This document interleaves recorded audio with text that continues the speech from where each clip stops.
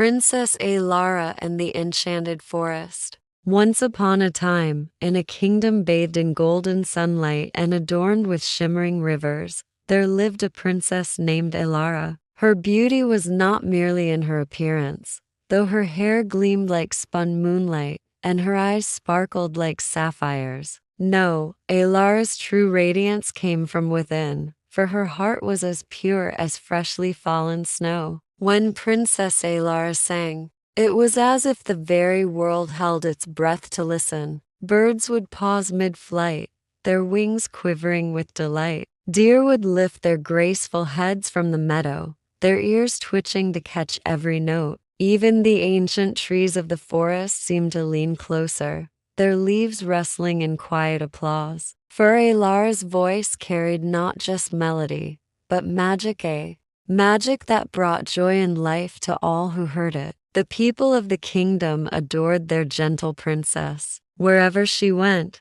smiles bloomed like spring flowers, and laughter danced on the breeze. Children would run to her, offering bouquets of wildflowers, and she would accept each one as if it were the greatest treasure in all the land. But in the shadows of the grand palace, a darkness lurked.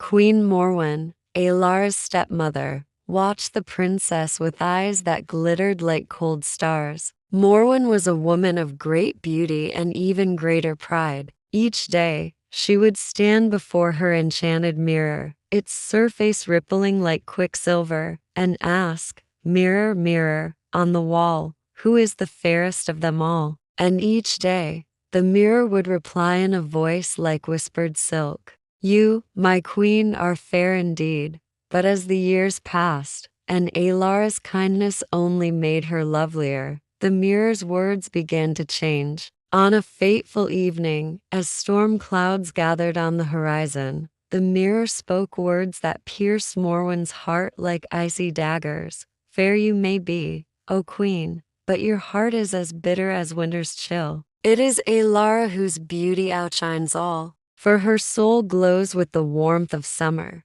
Rage consumed the queen, turning her eyes to burning coals. She summoned her most trusted huntsman, a man with hands calloused by bow and blade. "Take the girl to the enchanted forest," she commanded, her voice as sharp as a drawn sword. "Leave her there, lost and alone. She must never return to darken our kingdom again." The next morning dawned misty and gray, as if the world itself mourned what was to come. The huntsman led Elara deep into the forest, his heart heavy with sorrow. For how could he harm one so innocent, whose only crime was to be loved? As they reached a clearing where shadows danced between ancient trees, he fell to his knees. "Run, sweet princess," he whispered, his voice choked with tears. "Run, and may the spirits of the forest keep you safe." Elara fled, her golden hair streaming behind her like a banner of sunlight. She ran until her feet ached and her lungs burned,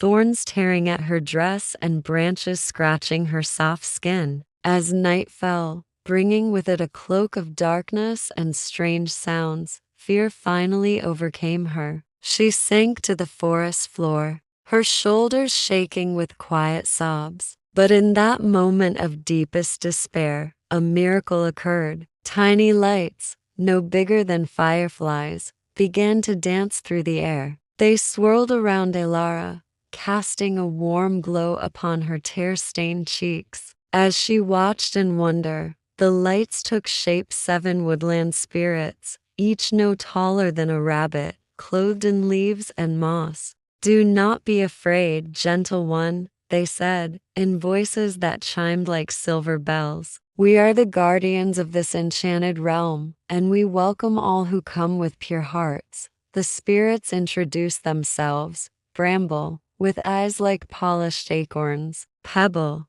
whose laughter sounded like a babbling brook; Dewdrop, who left tiny rainbows in her wake; Mossy, whose beard was soft as velvet; Thistle, prickly but kind; Willow, graceful as a swaying branch; and Spark, whose smile could light up the darkest night. They led Elara to their hidden home, a cozy hollow beneath the roots of an ancient oak tree. There, they taught her the secrets of the forest, how to weave baskets from supple vines, how to coax sweet honey from hollow logs, and how to listen to the whispers of the wind in the leaves. In return, Elara sang for her new friends. Her voice filled the forest with such beauty that flowers bloomed out of season and even the stars seemed to shine more brightly in the night sky. Days turned to weeks and weeks to months. Elara found happiness in her new life, surrounded by the magic and wonder of the enchanted forest. But far away in the cold palace, Queen Morwen grew restless. Her mirror, once a source of comfort, now tormented her with visions of Elara, alive and more radiant than ever. Consumed by jealousy, the queen retreated to her secret chamber. There, surrounded by bubbling cauldrons and shelves lined with mysterious ingredients, she brewed a potion of terrible power. As the last drop fell into the vial, she cackled with wicked glee. Disguising herself as a humble old woman, she filled a basket with luscious fruits and set off into the forest. When she reached Elara's door, she rapped gently with gnarled fingers. "A gift for you, my child," she crooned, her voice honeyed with false kindness. From her basket, she produced an apple that seemed to glow with an inner light, as golden as the sun itself. "One bite of this magical fruit, and all your deepest wishes will come true." Elara, whose heart had never learned suspicion, accepted the gift with a smile as bright as dawn. But the moment her lips touched the apple's skin, a terrible change came over her. Her eyes grew wide with shock, then slowly closed as she crumpled to the ground. Still as death itself, the queen vanished in a swirl of dark smoke, her triumphant laughter echoing through the trees. The woodland spirits, returning from their daily tasks, found Elara lying motionless. They wept bitter tears, their tiny lanterns dimming with sorrow. With gentle care, they placed the sleeping princess upon a bed of crystal flowers that sparkled like fallen stars. Each morning, they would brush her hair and straighten her gown, hoping against hope that today would be the day she would awaken. But days turned to months, and months to years, and still Elara slept on, preserved in timeless beauty. The forest itself seemed to mourn, its colors muted and its birdsong hushed. Yet the spirits kept their vigil, never abandoning their friend. One day, as leaves turned golden with autumn's touch, a young prince named Calum wandered into the glade. He had traveled far, seeking adventure and purpose, but nothing had prepared him for the sight that met his eyes. There, bathed in dappled sunlight, lay a maiden so lovely it seemed she must be a dream. The spirits emerged from the shadows, their lights flickering with cautious hope. They told Calum the tale of Elara, of her kindness, her magic, and the cruel fate that had befallen her. As he listened, the prince's heart filled with a mixture of sorrow and something else, a feeling he couldn't quite name, but which warmed him from within. Kneeling beside Elara's crystal bed, Calum spoke softly. His words carried on a gentle breeze. "Such goodness should never be lost to the world," he said. "If only you could awaken, that all might hear your song once more." Moved by a deep respect for the sleeping princess, he took her hand and pressed a gentle kiss upon it. In that moment, magic surged through the glade. The curse shattered like spun glass, its dark power dissolving into mist. Elara's eyes fluttered open, as blue and bright as a summer sky. She drew in a deep breath, and color flooded back into her cheeks. The forest erupted in joyous celebration. Flowers burst into bloom, their petals a riot of color. Birds trilled melodies of welcome, and the spirits danced in the air, their lights blazing like newborn stars. Elara and Calum's eyes met, and in that glance, a bond was forged stronger than any spell. Together, hand in hand, they left the enchanted forest. The spirits bid them a bittersweet farewell, knowing that while their friend must leave, her song would forever echo in the whisper of leaves and the gurgle of streams. As they approached the kingdom, word of their coming raced ahead like wildfire. The people poured into the streets, their faces alight with joy and wonder, for their true princess had returned.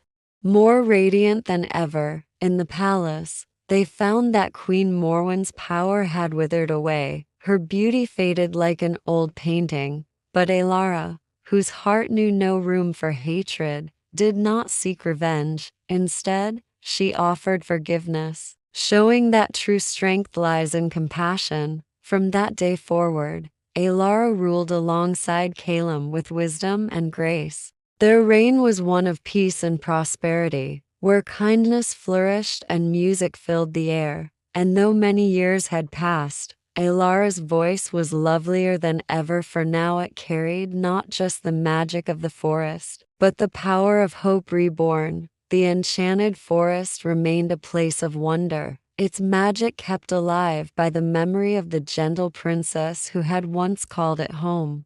Those who wandered its paths with pure hearts might still catch a glimpse of tiny lights dancing among the trees or hear a faint echo of Elara's song on the wind. And so, the legend of Princess Elara and the Enchanted Forest was born, a tale whispered by mothers to their children, a reminder that even in the darkest of times, love and kindness can work miracles. For in a world where shadows sometimes loom large, it is the light within our hearts that truly makes us shine. Moral of the story: true beauty does not come from appearance or power, but from kindness, compassion, and a pure heart. Even in the face of envy, betrayal, and darkness, goodness will always shine brighter and prevail. The end. If you're loving what you're watching, don't forget to smash that like button.